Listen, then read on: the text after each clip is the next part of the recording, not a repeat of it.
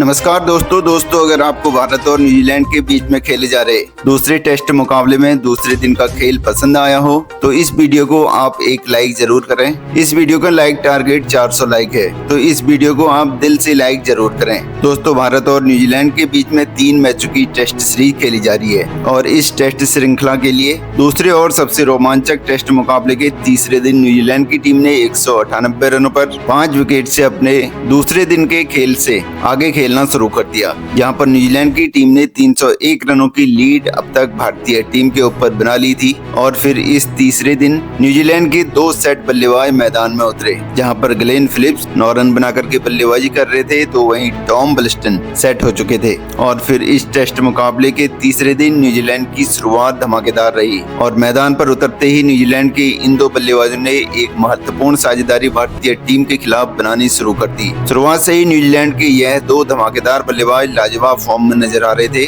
जिसने भारतीय गेंदबाजी को दबाव में डाल दिया था। लेकिन तभी भारतीय कप्तान रोहित शर्मा ने अपनी गेंदबाजी में एक बड़ा बदलाव किया और रविंद्र जडेजा को गेंदबाजी पर बुलाया और रविंद्र जडेजा ने आते ही सेट हो चुके टॉम बलिस्टन इनको आउट कर दिया। टॉम बलिस्टन ने 41 रनों की एक महत्वपूर्ण पारी खेल करके आउट हो गए। रविंद्र जडेजा ने एक महत्वपूर्ण मौके पर आकर के इस खतरनाक साझेदारी को अब तोड़ दिया था। अब बल्लेबाजी के लिए मिचेल सेंटनर मैदान पर उतरे थे, लेकिन मिचेल सेंटनर ने रविंद्र जडेजा के ही खिलाफ बड़ा शॉट खेलने की कोशिश करी और वह सीधे जसप्रीत बुमराह के हाथों में कैच आउट हो गए। मिचेल सेंटनर 16 गेंद पर 4 रन बनाकर के आउट हो गए। तो वहीं इनके बाद बल्लेबाजी के लिए आई टीम सऊदी को भी दूसरे छोर से गेंदबाजी कर रहे रविचंद्रन अश्विन ने रोहित शर्मा के हाथों कैच आउट करा दिया। टीम सऊदी इस मुकाबले में अपना खाता भी नहीं खोल पाए। भारतीय टीम की गेंदबाजी ने इस तीसरे दिन के शुरुआत में अपनी टीम को लगातार सफलताएं दिलाई थी, जिसने यह मुकाबला पूरी तरीके से यहाँ पर पलट दिया था।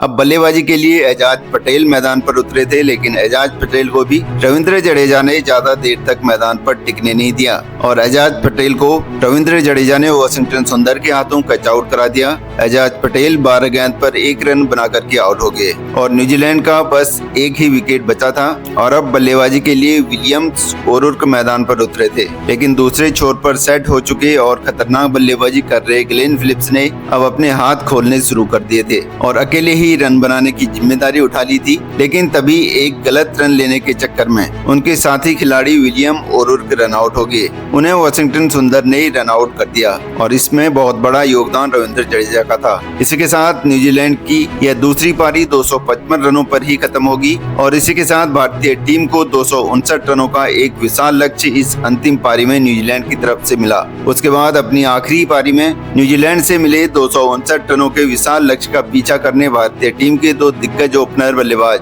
मैदान पर उतरे। यशस्वी जायसवाल और भारतीय कप्तान रोहित शर्मा के कंधों पर यहाँ पर करो या मरो वाली पारी में अपनी टीम को एक शानदार ओपनिंग शुरुआत दिलाने की बहुत ही बड़ी जिम्मेदारी थी और यशस्वी जायसवाल और कप्तान रोहित शर्मा की इस जोड़ी ने मैदान पर उतरते ही गजब की बल्लेबाजी करना शुरू कर दिया। खास करके यशस्वी जायसवाल ने आते ही एक शानदार चौका लगा करके अपना खाता खोला। दोनों की इस साझेदारी ने न्यूजीलैंड की गेंदबाजी पर शुरुआत से ही दबाव डाल दिया था। इस ओपनिंग साझेदारी पर ही अब इस मुकाबले की पूरी किस्मत टिकी हुई थी, लेकिन भारतीय कप्तान रोहित शर्मा ने इस महत्वपूर्ण पारी में भी यहाँ पर सभी को निराश किया और गेंदबाजी पर आए मिचेल सेंटनर ने रोहित शर्मा को विलियम के हाथों कैच आउट करा दिया। भारतीय कप्तान रोहित शर्मा इस पारी में 16 गेंद पर बस 8 ही रन बना पाए। भारतीय टीम की इस ओपनिंग साझेदारी के टूटने के बाद अब शुभमन गिल बल्लेबाजी के लिए मैदान पर उतरे थे, लेकिन दूसरे छोर पर सेट हो चुके यशस्वी जायसवाल एक अलग ही आत्मविश्वास में बल्लेबाजी कर रहे थे और वह न्यूजीलैंड के किसी भी गेंदबाज को मैदान में सेट होने का मौका ही नहीं दे रहे थे। यशस्वी जायसवाल को अब शुभमन गिल का भी साथ मिल रहा था।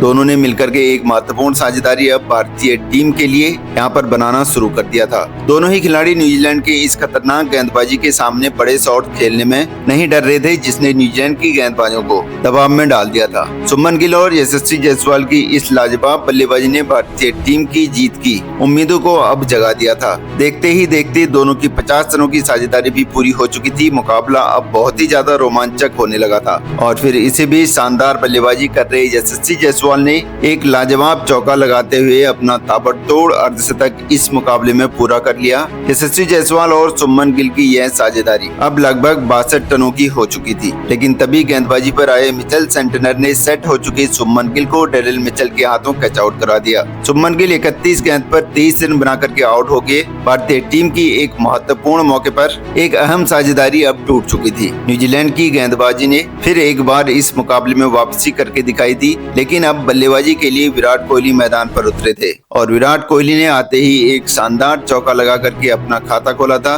तो वहीं यशस्वी जायसवाल की बल्लेबाजी का जवाब किसी भी न्यूजीलैंड के गेंदबाज के पास नहीं था। अब यशस्वी जायसवाल और विराट कोहली के बीच में भी एक महत्वपूर्ण साझेदारी बननी शुरू हो चुकी थी। भारतीय टीम की रनगति पर न्यूजीलैंड की इस खतरनाक गेंदबाजी का कोई भी असर नहीं हो रहा था। भारतीय टीम के लिए आसानी से रन आ रहे थे। यशस्वी जायसवाल की यह बल्लेबाजी देखने लायक। यशस्वी जायसवाल और विराट कोहली ने मिलकर के अब अपनी टीम को 127 रनों पर पहुंचा दिया था, लेकिन तभी गेंदबाजी पर आए मिचेल सेंटनर ने न्यूजीलैंड की टीम के लिए सबसे बड़ा खतरा बन चुके यशस्वी जायसवाल को डेरिल मिचेल के हाथों कैच आउट करा दिया। यशस्वी जायसवाल 65 गेंदों पर 77 रन की अद्भुत पारी खेल करके आउट हो गए। तो वहीं यशस्वी जायसवाल के बाद बल्लेबाजी पर आए ऋषभ पंत भी ज्यादा देर मैदान पर नहीं टिक पाए और एक गलत रन लेने के चक्कर में मिचेल सेंटनर ने ऋषभ पंत को रन आउट कर दिया। ऋषभ पंत इस महामुकाबले में अपना खाता भी नहीं खोल पाए। यशस्वी जायसवाल की शानदार पारी के बाद भारतीय टीम को 2 बड़े झटके लग चुके थे। देखते ही देखते पूरा मुकाबला ही न्यूजीलैंड की टीम ने यहाँ पर पलट दिया था। भारतीय टीम अब मुश्किल में थी। अब बल्लेबाजी के लिए वाशिंगटन सुंदर को भेजा गया था और फिर वाशिंगटन सुंदर के साथ मिलकर के विराट कोहली ने धीरे धीरे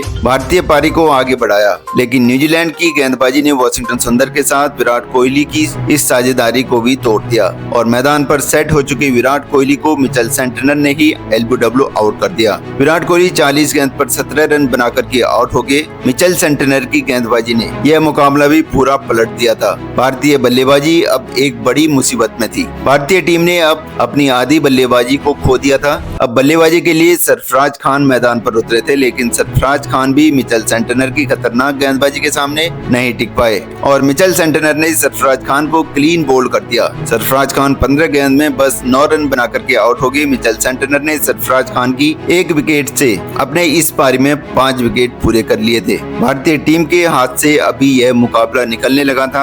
अब बल्लेबाजी के लिए रविंद्र जडेजा मैदान पर उतरे थे, लेकिन एक छोर पर सेट हो चुके वाशिंगटन सुंदर को भी ग्लेन फिलिप्स ने विलियम के हाथों कैच आउट करवा दिया। वाशिंगटन सुंदर 47 गेंद पर 21 रन बनाकर के आउट हो गए। अब यह मुकाबला पूरी तरीके से न्यूजीलैंड के कब्जे में आ चुका था। भारतीय टीम ने 7 विकेट केवल 167 रनों पर ही खो दिए थे। अभी भी भारतीय टीम को 192 रन जीत के लिए चाहिए थे। तो वहीं न्यूजीलैंड की टीम केवल 3 विकेट से भारतीय टीम के खिलाफ भारत में ही इस ऐतिहासिक सीरीज को जीतने से दूर थी। अब बल्लेबाजी के लिए रविचंद्रन अश्विन मैदान पर उतरे थे और रविचंद्रन अश्विन ने आते ही शानदार यहाँ पर चौके लगा करके अपना खाता खोला।